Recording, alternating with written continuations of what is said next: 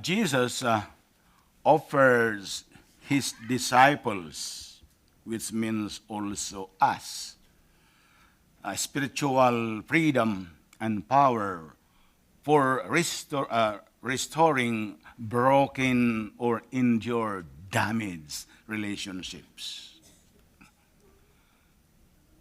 So, what can we learn from the instructions of Jesus about how to mend a damaged relationship? If you feel you have been wronged by someone, Jesus says the fourth step is to speak directly, but privately to the individual who has done the harm. One of the worst things we can do is brood over our grievance. This can poison our mind and heart and make it more difficult to go directly to the person who caused the damage. Jesus says, don't let your sin go as far as the night to the dark, because it will be hardened, it will multiply. Right away, mend the wrong that has been done. Now, if we truly want to settle a difference with someone, we need to do it face to face. Not easy. But if this fails in its purpose, then the second step is to bring another person or persons, someone who is wise and gracious rather than someone who is hot-tempered or judgmental. The goal is not so much to put the offender on trial, but to persuade the offender to see the wrong and to be reconciled.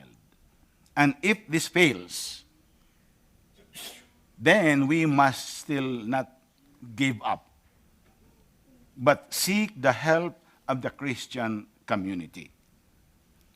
Note, the emphasis here is on restoring a broken relationship by seeking the help of other Christians who hopefully will pray and seek a solution for reconciliation based on Christian love and wisdom rather than relying on coercive force or threat of legal action, such as a lawsuit. And lastly, if even the Christian community fails to bring about reconciliation, what must we do? Jesus seems to say that we have the right to abandon the stubborn offenders and treat them like social outcasts. The tax collectors and Gentiles were regarded as unclean by the religious-minded Jews, and they resorted to shunning them. However, we know from the gospel accounts that Jesus often had fellowship with tax collectors as well as other public sinners, ate with them, and even praised them at times. Jesus refuses no one who is open to receive pardon, healing, and restoration. So when you are offended, are you willing to put aside your own grievance and injury in order to help your sister or brother's wound? The Lord Jesus wants us to set us free from resentment, ill will, and unwillingness to forgive.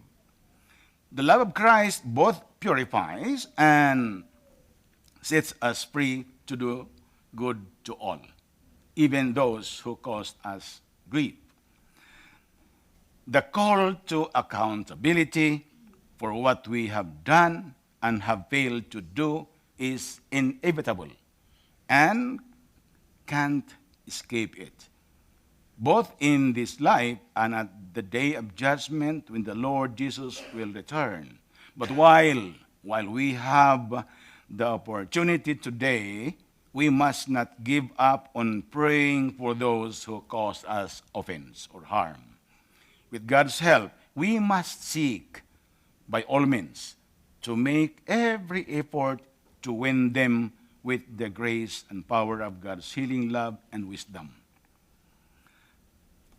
This seems at this our culture seem like almost impossible to do because of the pride that we have. But because we are a community, this is a good context. We're a community, and we care for each other. And if, for instance, somebody offended me, and I'm offended, I know that the offender also is suffering.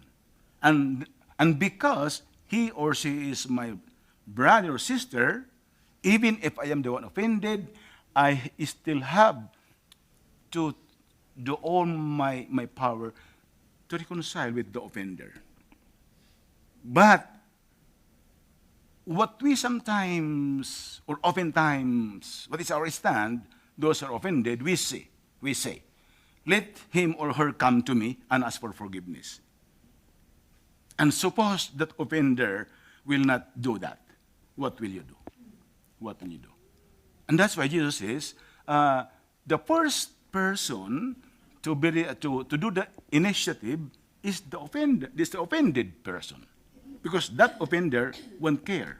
And who will be the one who is suffering? The offended.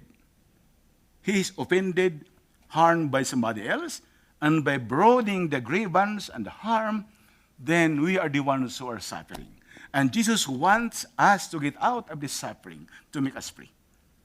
This is the reverse psychology. This is the reverse of what the world is expecting of us. And since we are Christians, we are sisters and brothers, we are a community, then we do the Christian way out of love in obedience to the teachings of Jesus. And this will be possible for us Christians, follow Jesus, in a context of the community.